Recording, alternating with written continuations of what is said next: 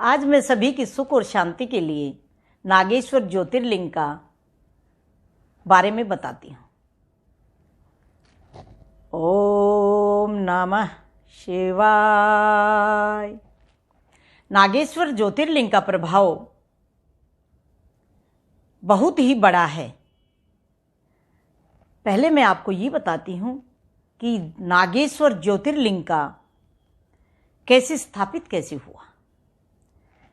दारुका नाम की एक राक्षसी वन में रहती थी और वहाँ पर वह माँ पार्वती का जप तप हवन निरंतर करती थी और बहुत ही कठोर तप करती थी।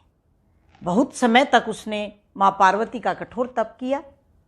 उसके बाद माँ पार्वती प्रकट होते हैं और दारुका से कहती हैं कि मैं आपकी भक्ति से बहुत प्रसन्न हूँ और आप जो चाहे वर मांग लें। फिर दारुका राक्षसी मांगती है कि हे माँ पार्वती, मुझे एक ऐसा वन दीजिए जिसमें मेरे साथी राक्षस, मैं और मेरा पति हम खुशी खुशी रह सकें, हमें कोई विघ्न ना पड़े और हमें किसी भी चीज़ की पूर्ति के लिए वन से बाहर ना जाना पड़े। सारी की सारी सुख सुविधा इसी वन में उपस्थित हों। तो माँ पार्वती ने कहा तथास्तु कहकर और माँ पार्वती अंतर्ध्यान हो जाती हैं। इतनी सारी सुख सुविधा और इतना बल मिलने के बाद जो दारुक राक्षस था, दारुका का पति, वह उपद्रव करने लगता है और आसपास के नगर से मनुष्यों को पकड़ के ले आता है, मार डालता है और नाविकों को भी पकड़ता रहता है, क्योंकि यह दारुका वन समुद्र के किनारे पर माँ ने उसे दिया, जो कि गुजरात में स्थित है। तो नाविकों को भी पकड़कर मार देता था, बंदी गृह में डाल देता था। एक बार ऐसा हुआ कि एक नाविक बहुत सारे मनुष्यों को लेकर जा रहा था, तो दारुक ने उन्हें पकड़ लिया और सारे के सारे पकड़कर बंदी गृह में डाल दिए।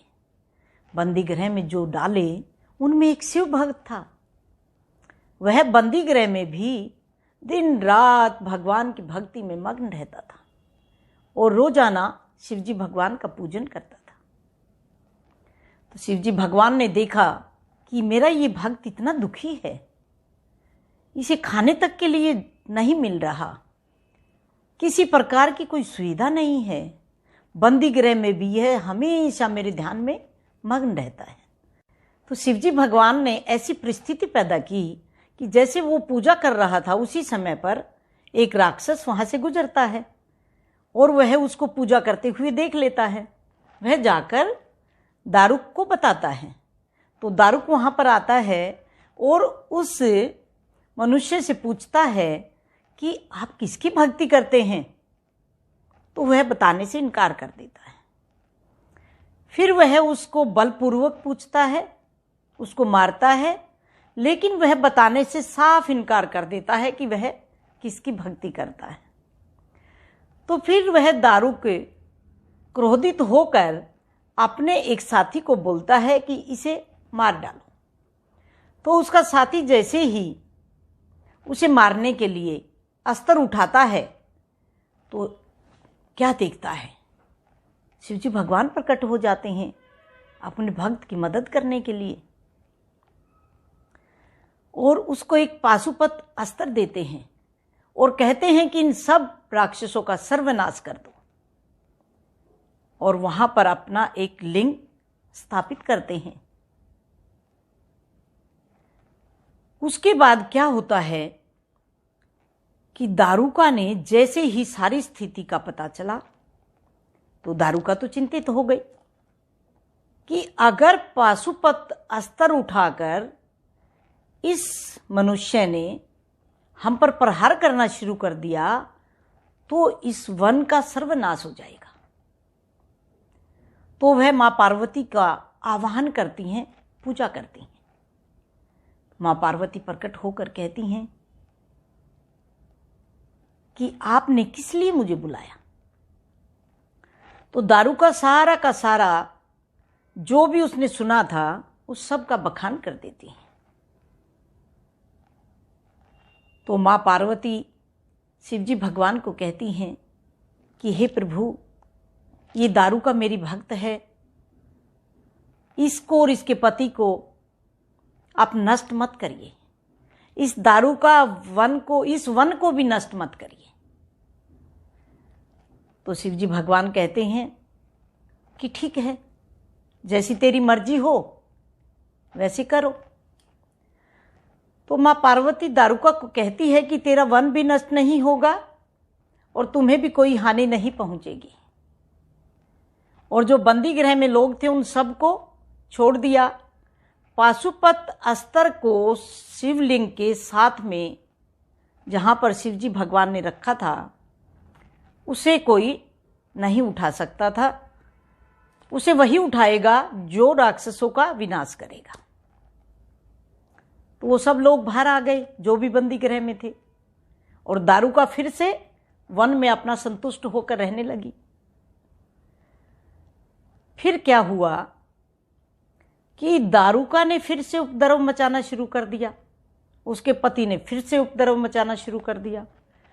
तो भगवान शिव ने भविष्यवाणी की कि कुछ समय के बाद जब इन राक्षसों का पाप का घड़ा भर जाएगा तो बब्रूसेन नाम का राजा इस वन में शिकार करते हुए आएगा और वह मेरे इस लिंग के दर्शन करेगा, शक्ति और प्राप्त करेगा, मेरा तेज उसे मिलेगा और इस पाशुपत अस्त्र को उठाकर इस पूरे राक्षस जाति का विनाश कर देगा। और फिर यहाँ पर एक धर्म की नगरी बसाएगा, और जो भी आकर यहाँ पर इस लिंग के दर्शन करेगा उसकी सारी की सारी मनोकामनाएं पूरी हो जाएंगी। फिर वह बब्रूसेन नाम का राजा शिकार करते हुए उस वन में आता है, क्योंकि राक्षसों के पाप का घड़ा भर चुका था। आता है और सारे राक्षसों का विनाश कर देता है और वहाँ पर धर्म की नगरी बसाता है। आसपास जितने भी नगर थे, जो भी आकर वहाँ पर शुद्ध मन से, जिसके मन में द्वेष ना हो, दूसरे के प्रति बुरा व्यवहार ना हो, दूसरे के प्रति बुरा सोचता ना हो, उसे कहते हैं शुद्ध मन से आकर जो भी दर्शन करता उसकी सारी मनोकामनाएं पूरी हो जाती। ऐसे करके वह प्रचार फैलता गया और लोग पूरे संसार से वहाँ पर दर्शन करने के लिए आते रहे और अपने मनोकामनाएं पूरी करते रहे। आज भी उस लिंग का प्रभाव ऐसा ही है, जो शुद्ध मन से जाएगा वह झोली भर के अपने घर आएगा। तो इसी तरह से आप वहाँ पर शुद्ध मन से दर्शन करने के लिए जाइए, सबके भले की कामना करते हुए, और भगवान से प्रार्थना करिए, आपके सारे के सारे कार्य पूरे हो जाएंगे, सब मनोकामना पूरी हो जाएंगी। ओम नमः शिवाय।